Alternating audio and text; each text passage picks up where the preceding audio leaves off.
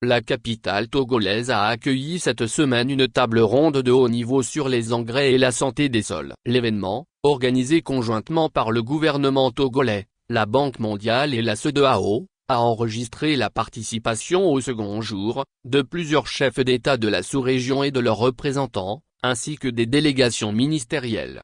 Nous vous proposons le discours prononcé par le président de la République, Faure Osinbajo à cette occasion. Lomé, 31 mai 2023. Monsieur le président de la République de Guinée-Bissau, président en exercice de la conférence des chefs d'État et de gouvernement de la CEDEAO, cher Umaro Sissoko Embalo.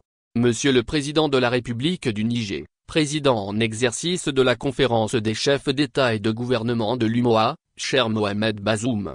Madame le Premier ministre de la République togolaise, Madame la présidente de l'Assemblée nationale de la République togolaise, Messieurs les ministres d'État représentant les chefs d'État de la Côte d'Ivoire et du Bénin, Monsieur le vice-président du groupe de la Banque mondiale, Monsieur le président de la Commission de la CEDEAO, Monsieur le président directeur général de l'Office chérifien des phosphates, Mesdames, Messieurs les ambassadeurs et représentants d'organismes internationaux, Mesdames, Messieurs les ministres, distinguées personnalités, Mesdames, Messieurs, je me réjouis de ce que la présente table ronde de haut niveau sur les engrais et la santé des sols se déroule ici à Lomé, et j'adresse mes très chaleureuses salutations aux organisateurs, la Commission de la CEDEAO et la Banque mondiale. Certains, peut-être, pourraient s'étonner du grand intérêt porté à un sujet a priori assez aride. Mais, derrière les mots d'intrants et de santé des sols, c'est la vie quotidienne de millions d'Africains et surtout leur sécurité alimentaire, qui sont en jeu. Dès lors, il n'y a pas de sujet plus fondamental que celui de l'agriculture régionale et particulièrement de la gestion de la terre qui la porte. Alors, avant même de nous interroger sur les politiques publiques africaines en matière d'usage et de gestion des engrais, il convient de réfléchir à la politique agricole que nous voulons pour nos populations. Celle d'aujourd'hui bien sûr, mais aussi celle qui demain feront l'Afrique que nous appelons de nos vœux et pour laquelle nous travaillons. Une Afrique résiliente, une Afrique à même de nourrir ses enfants et d'offrir à chacun un cadre de vie digne et prospère. Cette Afrique passe par la reconquête de notre autosuffisance alimentaire. Celle-ci doit reposer sur une vision stratégique qui implique une vision sous-régionale intégrée. Car en la matière, il n'y a pas de succès possible sans une coopération sous-régionale planifiée et efficacement exécutée. Cette vision et son exécution demandent probablement un certain temps pour montrer leur efficacité, même si nous avons aussi à répondre aux urgences. À l'heure où de multiples crises bouleversent les politiques publiques du développement, la préservation de notre environnement doit aussi retenir notre attention. Et en particulier, la régénérescence des ressources naturelles et la lutte contre la déforestation. Or l'un des éléments essentiels de la lutte contre la désertification et l'appauvrissement des sols est bien sûr la gestion des intrants dans l'agriculture. Nous constatons tous depuis la crise de la Covid-19, et plus encore depuis le conflit en Ukraine, un certain retour aux fondamentaux dans nos délibérations. L'énergie, l'alimentation, la sécurité de nos frontières et de nos populations sont autant de questions, un temps, marginalisées, qui aujourd'hui reprennent leur juste place au cœur de nos efforts pour le développement du continent.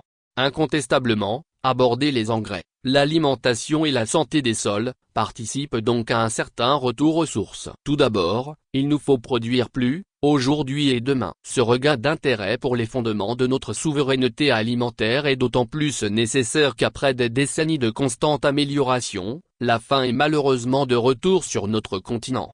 Dans la sous-région, 30 millions de personnes étaient en état de sous-nutrition en 2010. En 10 ans, ce chiffre a presque doublé à 57 millions de personnes qui étaient en sous-nutrition dans la région en 2021. Une situation évidemment aggravée aujourd'hui par le conflit en Ukraine. À cette urgence humanitaire vient s'ajouter la tendance de fond du dynamisme de nos démographies. Bientôt, le couloir urbain reliant Abidjan à Lago comptera 50 millions de personnes, une croissance qui se poursuivra durant des décennies.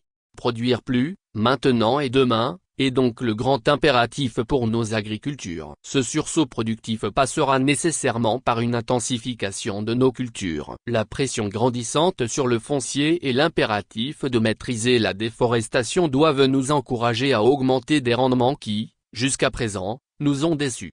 Je pense en particulier au rendement des céréales qui n'a cru que modestement. passant d'une tonne à l'hectare en 1961 à 1,75 en 2021. En comparaison, le rendement céréalier en Asie est passé d'un peu plus d'une tonne à plus de 4 tonnes à l'hectare. Les intrants, et en particulier les engrais, joueront ici un double rôle. Combinés à une mécanisation plus importante, ils permettront de profiter pleinement des semences améliorées. Utilisés judicieusement, ils aideront à atténuer l'inévitable perte de fertilité qu'implique une utilisation plus intensive des terres et des jachères plus courtes.